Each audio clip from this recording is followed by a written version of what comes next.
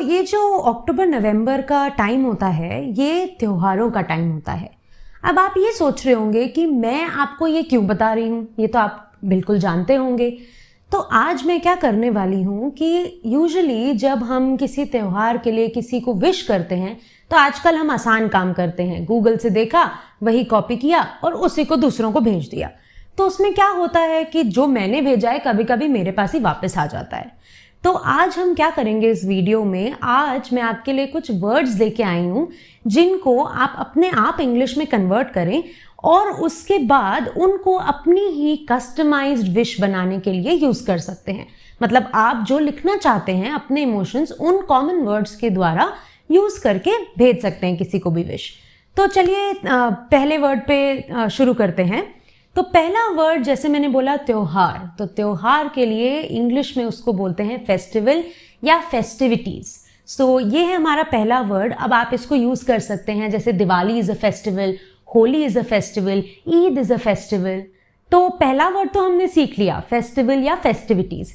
अब हम आते हैं दूसरे वर्ड पे। तो क्या होता है कि ये त्योहारों वाले जो दिन होते हैं बड़े शुभ माने जाते हैं। अच्छा काम कुछ करना है, नया काम कुछ करना है तो इन्हीं दिनों पे किया जाता है। बट अगर हमें ये कहना हो किसी से इंग्लिश में कि ये बहुत ही शुभ दिन है या अच्छे दिन है, तो फिर हम कैसे कहेंगे? तो उसके लिए एक बड़ा ही आसान सा वर्ड है, वो है ऑस्पिशियस। तो अगर कोई शुभ दिन है, जैसे नवरात्रि के दिन है या ईद के टाइम है या दिवाली का टाइम है, तो आप कह सकते हैं दीज आर ऑस्पिशियस डेज। अब चलते हैं हम लोग अगले वर्ड पे।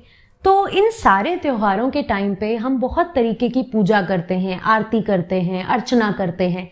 तो अब इन तीनों के लिए कोई इंग्लिश का वर्ड भी होना चाहिए। तो उस इंग्लिश का वर्ड है रिचुअल।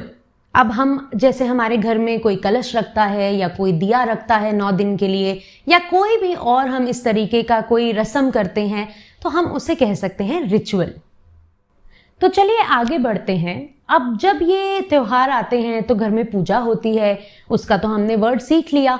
अब इन पूजा में जैसे हम कोई मंत्र बोलते हैं तो हम उसे कैसे इंग्लिश में बोले? तो मंत्रों के लिए हम यूज कर सकते हैं एक बहुत ही आसान सा वर्ड, जिसे कह सकते हैं चैंट्स। चैंट्स मतलब जैसे हमने कोई जाप किया या कोई मंत्र बोले तो वो होते हैं चैंट्स। अब आगे बढ़ते हैं। अब जब हम लोगों को विश करते हैं ऐसे त्योहारों पे तो हम बोलते हैं आपके घर सुख आए, समृद्धि आए। अब इस सुख समृद्धि को अगर हमें इंग्लिश में बोलना है तो सुख तो हुआ कंफर्ट, तो ये तो आसान वर्ड है, बहुत लोगों को पता है। अब समृद्धि पे आते हैं। समृद्धि का एक बहुत आसान इंग्लिश का वर्ड होता है प्रॉस्पेरिटी। प्रॉस्पेरिटी मतलब आगे बढ़ना, आपके जीवन में ग्रोथ होना, ज्यादा पैसा आना, तो उसे हम कह सकते हैं प्रॉस्पेरिटी। तो याद रखिएगा, समृद्धि मतलब प्रॉस्पेरिटी, सुख मतलब कंफर्ट। अब सुख समृद्धि के साथ हम हमेशा चाहते हैं कि बहुत पैसा हो लोगों के पास, तो हम लोगों को ये भी कहते हैं कि आपके घर लक्ष्मी आए। तो वो लक्ष्मी आय का मतलब क्या होता है? वो लक्ष्मी आय का एक बहुत आसान सा शब्द होता है वेल्थ। वेल्थ मतलब पैसा, सिंपल टर्म्स में। तो हम जब किसी को विश कर रहे हैं कि आपके घर सुख आए, समृद्धि आए, बहुत सारा पैसा आए, लक्ष्मी आए, तो मतलब प्रॉस्पेरिटी एंड वेल्थ। अब आप सोच रहे होंगे कि मैंने इतना सब कुछ बोला, बहुत सारा वेल्थ आए, बहुत सारा प्रॉस्पेरिटी आए, अब बहुत सारा के लिए हम क्या वर्ड यूज कर सकते हैं? तो बहुत सारा के लिए एक बहुत ही अच्छा सा वर्ड होता है, उसे कहते हैं अबंडेंट। अबंडेंट मतलब जो बहुत सारा हो। तो अब आप अगर विश करना चाहते हैं लोगों को और आप कहना चाहते हैं आपके घर बहुत सारी खुशियां आए, तो आप ये कह सकते हैं अबंडेंट हैप्पीनेस। तो मैं आशा करती हूं कि आपको ये सारे वर्ड्स अच्छे लगे होंगे, कुछ नए पता चले होंगे, कुछ आपको ऑलरेडी पता होंगे। तो अब बस इतना ही है कि आप गूगल को ना देखें, क्योंकि सब लोग वही भेजेंगे। आप अपनी अपनी विश बनाएं और अपने घर वालों को और जिनसे आप प्यार करते हैं, जिनको आप विश करना चाहते हैं, उनको भेजें।